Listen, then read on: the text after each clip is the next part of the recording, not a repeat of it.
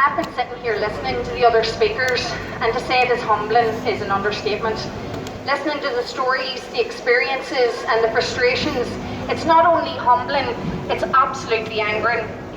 I want to start today by commending the organisers of this rally for taking the time to put together such a varied lineup of causes and allowing us all the opportunity and the platform to get our message out there. I'd like to just take 1 second and give the organisers a big round of applause because it's a fantastic day. Now, we can't talk about injustice without first understanding what justice is and where it comes from. The concept of justice stretches back a few millennia. It is an expectation that we will be treated fairly, shown humanity and given respect. This is something that every person is entitled to. However, as we have heard here today from other speakers, it is something that is not always forthcoming. Who is it that we expect justice from? It's the powers that be, the state, the government, whatever you want to call them. Well, my position on this is that you can never get justice from either the rotten Free State or the sham posing as the government in the 6 counties. Injustice in Ireland is part and parcel of the experience of living here. You could hardly throw a stone without hitting someone that has a story to tell. The longest and ongoing injustice against the Irish people is, of course, the ongoing continual denying of our right to self-determination, the ongoing British occupation in the 6 counties, and the governmental partition of our land.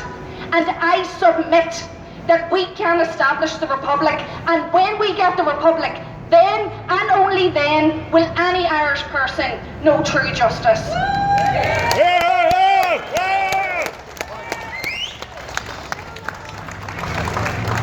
It is time that the Irish people woke up to this fact. Justice cannot exist when we are not in control of our own destiny, when we are not masters of our own affairs. We shouldn't be asking or begging for justice. It should be ours to take. When we, the Irish people, can get the Republic, and I repeat it, outside the GPO here, how many times am I going to say Republic? You count, you all have a drink every time I say Republic. Ireland is an inherently corrupt country, both north and south.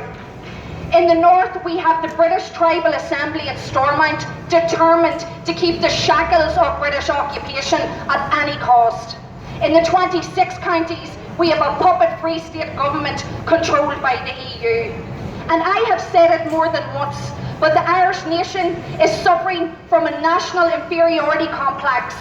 What other country would welcome the head of an army regiment that murdered dozens of its citizens? What other country would ask its own people to sit in perpetual submission to a foreign occupation? What other country would put up tributes and allow commemorations for murdering imperialists while that occupation continues?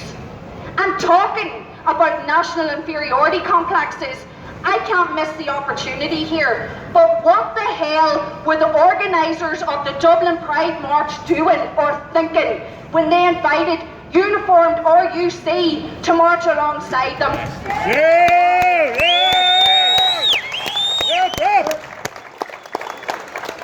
The RUC, who is an armed wing of the British occupation in Ireland, these people are constantly harassing ordinary Irish citizens day in and daily. We have stop and searches, house raids and all the rest.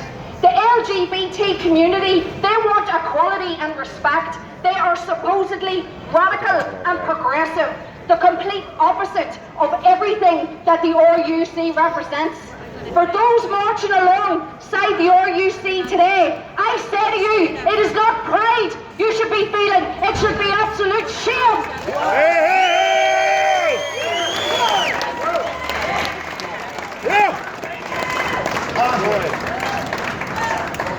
Now, I do believe that certain members of the LGBT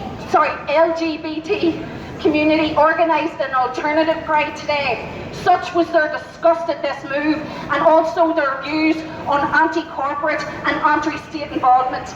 And I'd like to also commend those people, because that offers a glimmer of hope that the radical and revolutionary tradition long associated with the LGBT movement has not been extinguished.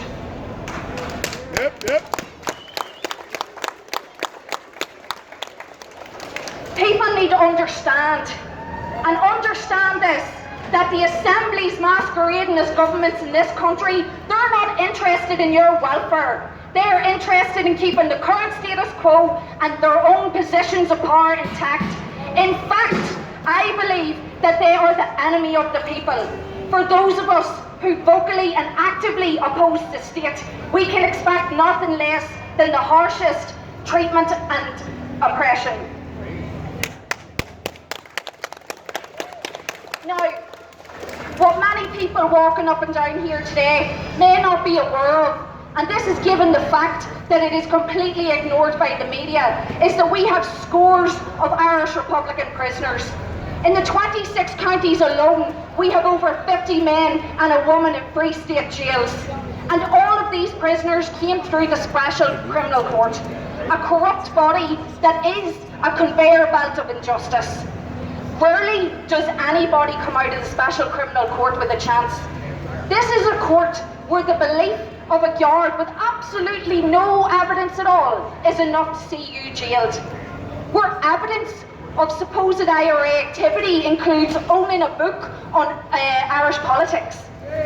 This court is set up to rubber stamp the wholesale internment of Irish Republicans, and what's more concerning is it's absolutely working, as we can see from the growing number of convictions. Internment in Ireland, it never ended. It simply changed its system of operation. And in the 6 counties, we also have a non-jury diplomat court set up to railroad Republicans into prison. The conditions in McGavry jail are so deplorable that it was once described as the most dangerous prison in Europe. Now, couple the conditions with a predominantly loyalist workforce, and you have prisoners constantly fighting at every turn against such things as brutal, degrading and disgusting strip searching. And we've even had incidents before where screws have planted incriminating articles into prisoners' cells in an attempt to frame them. Absolutely disgusting stuff. So, for the very idea that justice can exist for any of us while this situation prevails is an absolute nonsense. Now, there's nobody here going to be surprised. I am an unashamed traditional Irish Republican, and I say to you all, to get true justice, we cannot even don't even think about reforming the system. We have to smash the system, and in its place,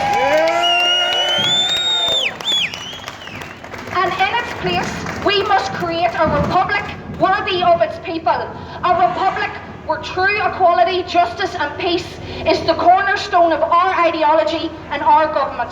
Now, I'm not going to speak too much more because we've had a lot of speakers here today, but I will end by asking everyone to join with Republicans in demanding an end to British occupation and partition. I ask you all to settle for absolutely nothing less than a 32-county republic as envisaged by the patriots who destroyed themselves here. And finally, I wanted to just tell you a small story because it really touched me. A couple of years ago, I was attending the Bloody Sunday March, and they had a great speaker over from the USA. It was a speaker on behalf of the Black Lives Matter movement, and maybe I don't get out an awful lot, but this was the first time that I had ever heard this slogan, and it gave me goosebumps, and I can think of absolutely no word better than to say this slogan, and it was, "No justice, no peace." Everyone, No justice, no peace. Go, America. Yeah!